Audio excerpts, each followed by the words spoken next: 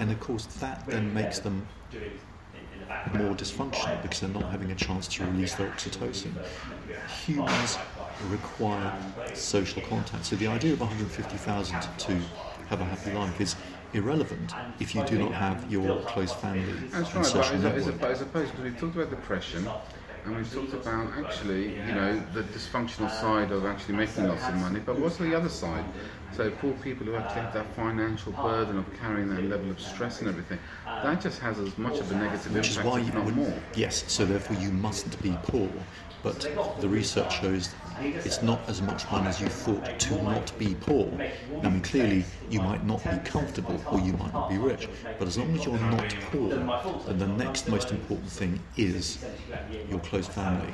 And indeed, if I remember where one of the little Greek islands my family comes from, again, lots of poverty over there, but most people are happy, and they are people who have 3 or 4 generations in the same house, and they're all living very close to each other. They all know each other. They're talking to each other constantly. And remember what we said in the 1950s, the study in America, which discovered that the group of Italian immigrants had the lowest incidence of heart disease. It was nothing to do with their Mediterranean diet, nothing to do with their exercise, because those 2 factors are actually worse than the average American. It was the fact that 3 generations lived in the same house and that everyone was respected for the roles that they were in.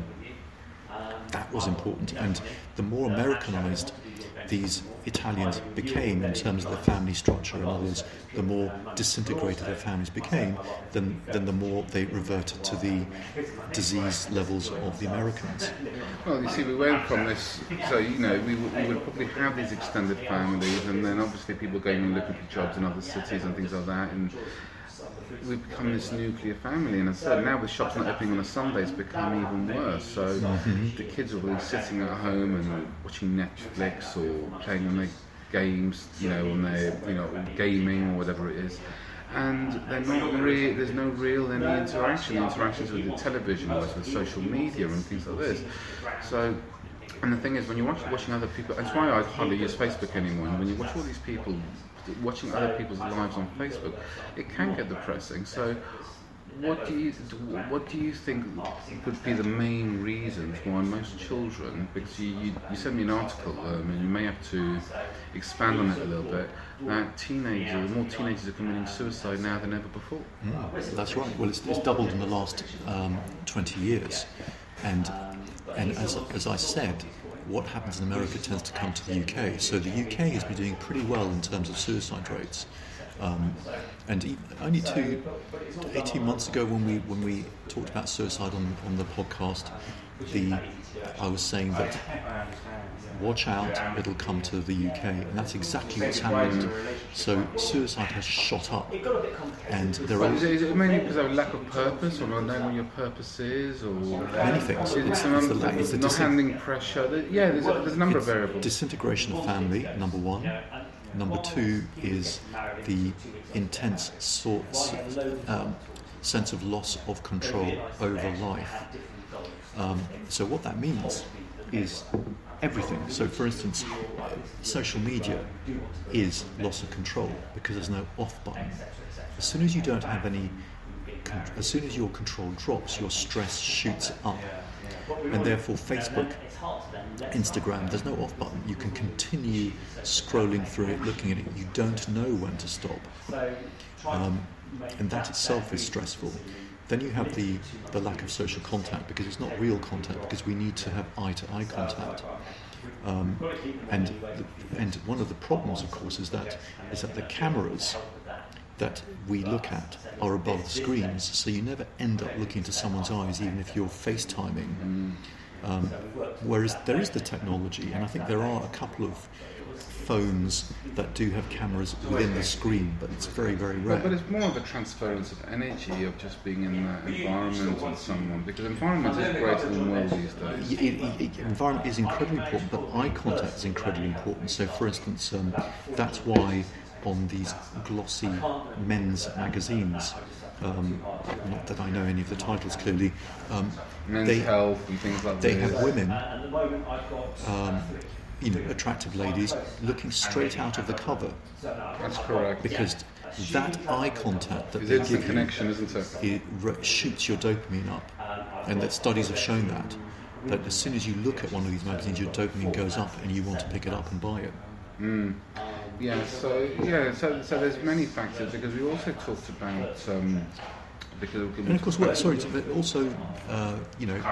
they going to do in their life? They don't know, and they have no identity, because the UK and generally the Western world, but especially the UK, has no identity anymore. There's no national identity. And I think this is actually, I think the whole of Europe is going down that road. Who are we? What are we doing? What are we doing it for? Everyone's happier than I am, so no wonder their depression shoots up. And then the next fallacy. But the thing is, if you're going to be comparing yourself to everybody or benchmarking yourself against everybody else, then you're already putting yourself at a disadvantage. Because the thing is, everyone has different needs, everyone has different values, everyone has different purposes. Correct. And I think when you can actually be self-aware of what yours are, then you can actually work towards that. And you may need someone, you may need a therapist to tell you. I mean, the thing is, I joke with my daughter these days, like, in the UK, they don't use therapists as much as America do. It seems like everyone in America has a therapist. It seems to be part of their monthly budget, isn't it? What some American patients do is they do just that. They move to the UK, and the first thing they do is find a therapist. Wow, is that right? But people, I mean, I don't know, some cost more than others. I mean, the thing is... Guess who doesn't need therapists? Traditional families with 3 generations living in the same house. Now, you may argue that because of that they need to see, but actually they communicate, and also they have slightly more distant relatives who are safe people, who are less involved, who, when the individual has a problem, they find they can talk to. And this happens time and again in these types of communities. I mean, if you think about it, it's shocking that we need to transplant therapists into people's lives for them to be healthy, when they should simply be communicating. Well, and this was a thing with the extended family a lot. I mean, if you look at the Maori culture or the Native American Indian culture, you've got, all the stories and all the lessons got passed down through the generations, and how we evolved into modern day. And I think the Maori culture is very keen on holding on to it rather than letting it go. So they still do a lot of things in the old ways to maintain that connection with the whole tribal tradition, structure, traditional element. Yeah. Obviously, there's issues because the Brits did their fair share of damage and things like this. I remember going to America once, and you're driving past a Native Indian reservation and things like this, and so that sort of disintegrates because a lot of them then went into jobs and went into construction.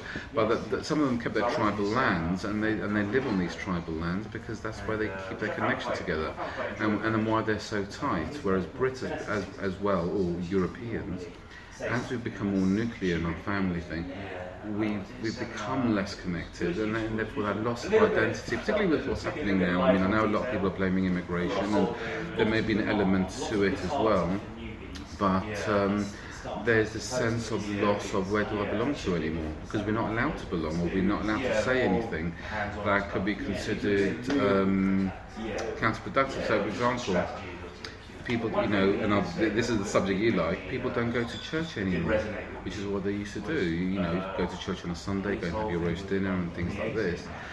Because, and this is when this is sort of loops back to the whole suicide thing. Because I think because in the Catholic religion, nicely put, yes. In the Catholic religion, if you commit suicide, you'll go to the 7th level of hell or whatever. And there's a lot of fear mongering as well. So it is said to be suicide is lower in Catholics, absolutely. So that's right. So, but the thing is, when you've got a unit around you, you always got that level of support around you as well to be able to that provides that sense of certainty as well. It is no coincidence that the more prescriptive religions have stronger societies.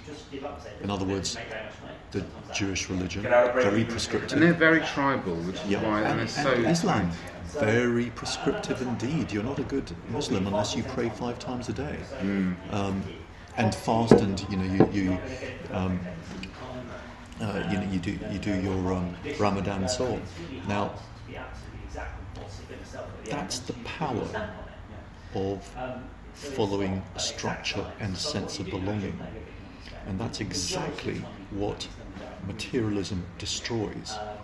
So capitalism, materialism, instant gratification, that's what it destroys. And I talking about the importance of family and extended family in terms of mental health. Remember, there was a study in Africa where a psychiatrist figured out they just simply didn't have the resources to see everyone in a timely fashion. People were dying and committing suicide because they weren't getting the right help quick enough. And he desperately tried to find a resource to help people. And of course, because on the whole women live more than men, there were hordes and hordes of unsupervised grandmothers loitering. And what he did is he trained grandmothers in supportive, positive listening. And he gave them green jackets, and they would sit on park benches. And he found that the results these grandmothers achieved were actually equally as good as, and sometimes better than, professional psychiatrists. And the first ever grandmother who he trained up, before she went to better pastures, treated successfully 257 people. Wow. That is the importance of community, sense of belonging, daily human interaction. And it's a fallacy that there was a paper last year, I think it was in The Lancet, telling doctors to prescribe more antidepressants. And when the real problem is socio-economic and cultural. And in addition to that, of course, some of the antidepressants simply don't work because the research has been biased. So things like mirtazapine or reboxetine do not work. You know, I mean, one thing I'm actually going to be looking at after this podcast is I'd like to know a little bit more data on how the Amish community actually how they behave and how they've developed and things like that, because they've kept very much simplicity to their old ways. They've taken themselves off the sort of hustle and bustle grid of life to be able to live their lifestyle. And I think there's one thing in their culture where once you reach a certain age, you're allowed to go out for a year into the wide world, and discover if it's what you really want. And if you come back, that's when you actually then make the decision to live like them. You know, because they've got very strict rules and things like this. Like, rules give us a lot of things, but there's more rules. There's more things you can say. There's more things you can't say. It's becoming sort of really, really silly now. But you see that these communities, they must be caring towards the members. And then there must be something in it for the members. So, for instance, there was an article on this Mormon lady. I don't know if you read it, and she's suddenly become quite a successful stripper, and she's Playmate of the Month apparently. And she said, "Well, I was sexually repressed." But the Mormons are quite repressive. They're very, very controlling. They control how you dress. You have to pay tithes, otherwise you burn in hell. In fact, if you break any of the rules, you're going to burn in hell. And therefore, people will respond negatively to that. Of course, fear is the most powerful way to control people, but there has to be something in it for them. So the law in the Western world controls people entirely by fear. There is nothing in it for people. You know, if you keep the law, you're not going to get anything. But if you break the law, you get in trouble. The genius of religion is that, yes, there's the fear, because you must have fear. If you do this, you go to hell. If you do this, you won't get reborn into your higher life form, depending on whichever religion it is. But number two, there's a sense of belonging. Religion is a transcontinental tribe. You have that sense of belonging and identity. And the super genius of it is that you get the reward in the next life. So there's no sense of requiring instant gratification. And addition to the sense of belonging is structure, because humans require structure. The more structure you have, the less anxiety you have. Or the more anxiety you have, the more structure you seek, which is why ladies tend to do better at school, because on average females are more anxious, so they stick to the rules more, whereas guys are less anxious and they stick to the rules less. It's nothing to do with being more clever. But the thing is that